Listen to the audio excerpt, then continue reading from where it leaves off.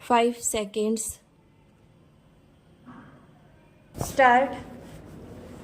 अध्यक्ष महोदय, मैं आपको एक और बात बतलाना चाहती हूँ और वह यह है कि कृषि विभाग को योजना आयोग ने बहुत गलत रास्ते में बिठा दिया है। उन लोगों के पास लड़ने के लिए दम नहीं है और देश में खाद्यान्न का उत्पादन बढ़ाने के लिए जो योजनाएं चाहिए और उनके लिए जो धनराशि चाहिए वे उनको पूरी तरह संस्वीकृत नहीं करा पाते। कृषि विभाग तो जमीन की तरह आधार होता है और उसी पर देश के लिए पर्याप्त अन्न पैदा करने का महान भार है। इसलिए यह बहुत आवश्यक है कि अधिक अन्न उपजाने के मार्ग में जो भी आवश्यक कदम यह विभाग उठाना चाहे उसमें किसी तरह की रुकावट न हो। बहुत सी हड़तालें हो सकती हैं, मजदूर काम से बरी हो सकते हैं, लेकिन किसी भी हालत में वे खाने से बरी नहीं हो सकते।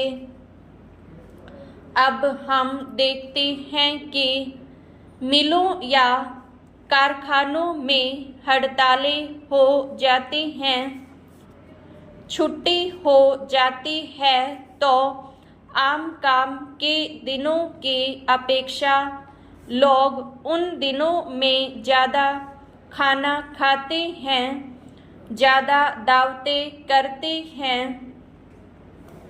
आज यह हमारे लिए यह सर्वाधिक महत्व का विषय है कि हमारा अन्न का उत्पादन उस गति से बढ़े ताकि हम अपनी खपत से अधिक उत्पादन कर उसका निर्यात कर सकें। सरकार तथा इस मंत्रालय के लिए यह समस्या एक बड़ा सिरदर्द पैदा कर रही है। हर एक विभाग में बड़े बड़े अधिकारी बैठे हैं और हजारों रुपए के बड़े बड़े वेतन ले रहे हैं, लेकिन मुझे दुख के साथ कहना पड़ता है कि उनका दिमाग कार्यालय की मशीनों या कागजों में लगा रहता है।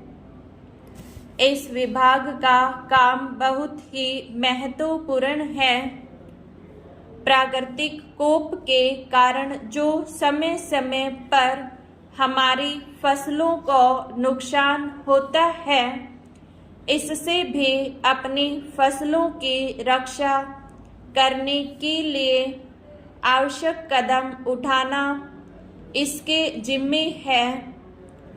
आज मेरे पास लखनऊ से कुछ लोग आए थे और वे लोग बोल रहे थे कि यहाँ दिल्ली में इस अवसर पर ठंडी हवा चल रही है और आप यहाँ दरवाजे बंद करके बैठे हैं या आराम से लेटे हैं, लेकिन हमारी तो जान खतरे में है। वहाँ ओले गिर रहे हैं और हमारी गेहूं की फसल खतरे में है। अब यह इस विभाग का काम है कि चूंकि हवा में पानी ज़्यादा होता है, इसलिए फसल के बचाव के लिए उस पर नियंत्रण किया जाए जिससे फसल की हानि न हो।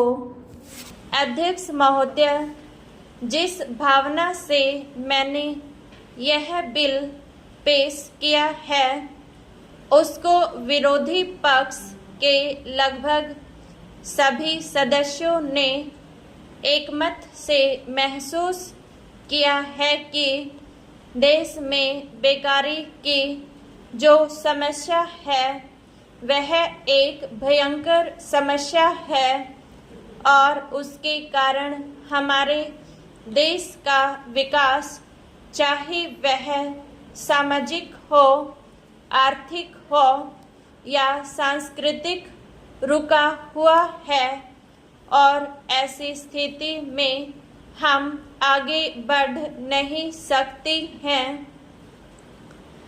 इसी प्रकार से इस परिस्थिति का निर्माण हम पिछले 54 वर्षों से देख रहे हैं। मंत्री महोदय ने यहाँ पर अभी कहा कि राष्ट्रपति इस काम को नहीं कर सकते हैं क्योंकि वह उनके अधिकार के बाहर है। आप राज्यों में राज्यपाल शासन स्थापित करते हैं जब यह देखते हैं कि किसी राज्य में वहाँ की व्यवस्था, वहाँ का विकास ठीक नहीं हो रहा है। जब किसी राज्य में गड़बड़ी फैल रही हो, विकास का काम समाप्त हो गया हो और जिम्मेदारी से लोग काम न करते हों, तो वहाँ पर राज्यपाल शासन स्थापित किया जाता है।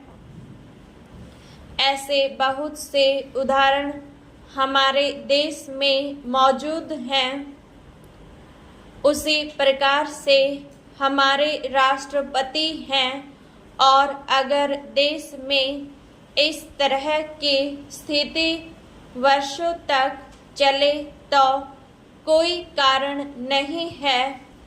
आपात के रूप में राष्ट्रपति इस देश की सुरक्षा के लिए, इस देश की उन्नति के लिए जिम्मेदारी अपने हाथ में न ले सके।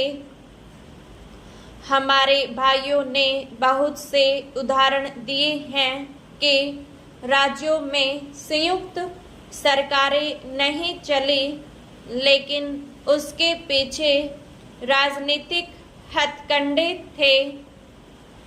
अगर कोई राजनीतिक पार्टी जिम्मेदारी से काम नहीं करती तो विधान में यह स्पष्ट है कि राष्ट्रपति शासन अपने हाथ में लें।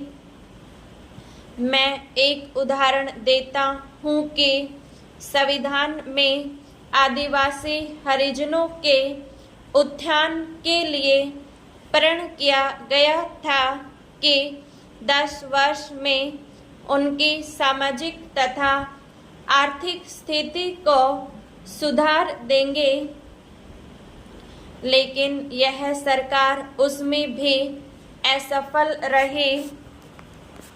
उसको एक बार 10 वर्ष के लिए बढ़ाया गया और दोबारा फिर 10 वर्ष के लिए बढ़ाया गया।